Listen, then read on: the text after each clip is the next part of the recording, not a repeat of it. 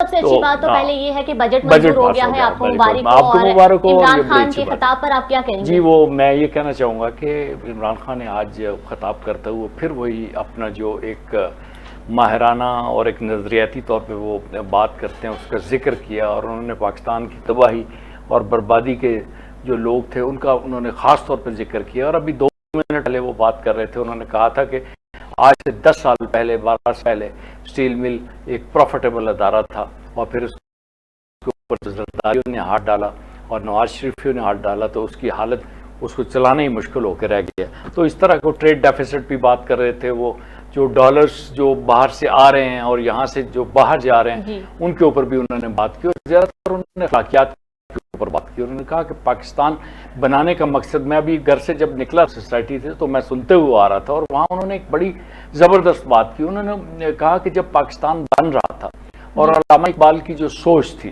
جو ہمارے عمائدین اور قائدین کی سوچ تھی، انہوں نے ایک سیپریٹ ملک حاصل کرنے کی بات کی تھی. اور پھر یہ بتایا گیا تو بہت سارے لوگ جو مسلمان وہاں پہ رہ گئے، اور لوگوں نے یہ اعتراض اٹھایا تھا کہ آپ پاکستان تو بنا رہے ہیں، وہاں پہ تو کچھ لوگ جائیں گے، لیکن باقی جو انڈیا میں مسلمان بچے ہوئے ان کا کیا ہوگا؟ یہ ایک بڑا سوال اہم ہے جو نئی نسل جو ہے ہمیشہ ہم سے پوچھتی ہے کہ بھئی آپ 22 کروڑ ادھر ہیں اور 25 کروڑ ادھر ہیں، تو اگر ہم اکٹھے ہوتے تو یہ ایک سوال پیدا ہوتا ہے نا. آپ جیسے بچے ہم سے پوچھتے ہیں کہ اگر 22 اور 23 یہ مل کے اگر ہم 50 کروڑ ہوتے ہم پر ہوتے، یہ ان کا کہنے کا مقصد ہے.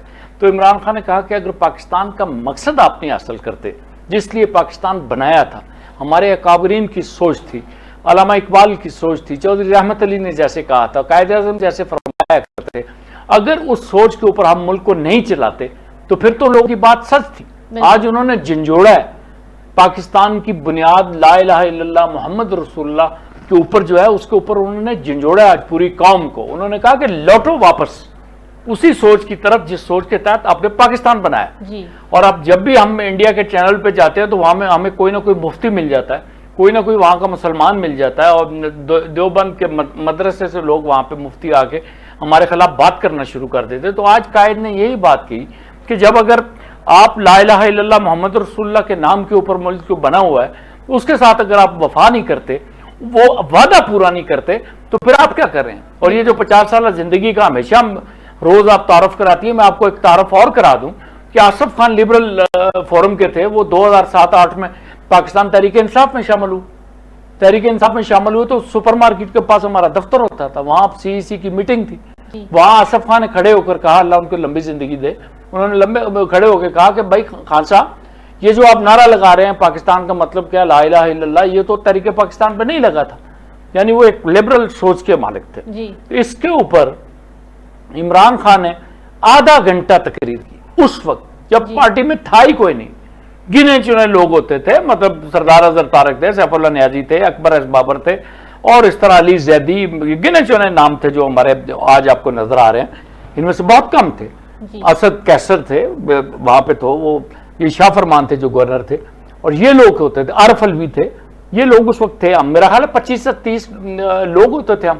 اور مجھے یاد ہے کرنل مجتبیٰ، یہ جو سرائے عالمگیر والے تھے یہ تھے، سینیٹر طارق چودھری تھے. میں تو ایک ایک بندے کو جانتا ہوں جو اس وقت بیٹھے ہوئے تھے، کیونکہ وہ تاریخی وقت تھا. ایک لائن پہ 8-10 لوگ بیٹھے ہوئے تھے، ہم ایسے کراس میں ایسے بیٹھے ہوئے ہیں، اور سامنے کچھ لوگ بیٹھے ہوئے ہیں. اسد کیسر بالکل کونے میں پیچھے اس رائٹ سائڈ پہ بیٹھے ہوئے ہیں. تو ہمارے لیڈر نے پتہ کیا جواب دیا تھا؟ انہوں نے کہا تھا کہ یہ پاکستان کا مطلب کیا لا الہ الا اللہ اگر نہیں تھا تو پھر الگ کیوں ہوئے؟ پھر ہم ہندوؤں کے ساتھ رہتے نا. اور پھر انہوں نے کہا کہ یہی بنیاد ہے تحریک انصاف کی. اگر تحریک انصاف میں آپ نے رہنا ہے تو آپ کو ٹو نیشن تھیوری کے اوپر ایمان رکھ کے رہنا ہے. نہیں تو ڈور از اوپن. یہ اس وقت ایک لبرل فورم کے بہت بڑے بندے آصف خان کو یہ بات کہی تھی. رخسانہ بھٹی ابھی تک ہماری اسکیڈ کی وہ بڑی سینئر ممبر ہے، وہ موجود ہے، آپ ان سے پوچھ لیجیے کہ یہ بات ہوئی ہے نہیں. اور میرے پاس وہ نوکیا کا 7610 تھا، وہ موبائل میرا کہیں چوری ہو گیا، اس پہ پوری تقریر ریکارڈ تھی. یہ پالیسی بیان تھا عمران خان کا.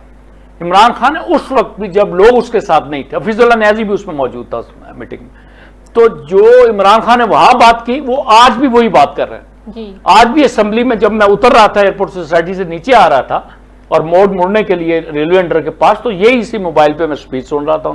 اور انہوں نے یہی بات کہی کہ اگر ہم نے پاکستان کے بنیادی نظریے کے اوپر ہم نے اگر عمل نہیں کیا، کام نہیں کیا، اس کے اوپر کھڑے نہیں ہوئے، تو پھر میں جناب علی ہمیں تو کوئی ضرورت نہیں۔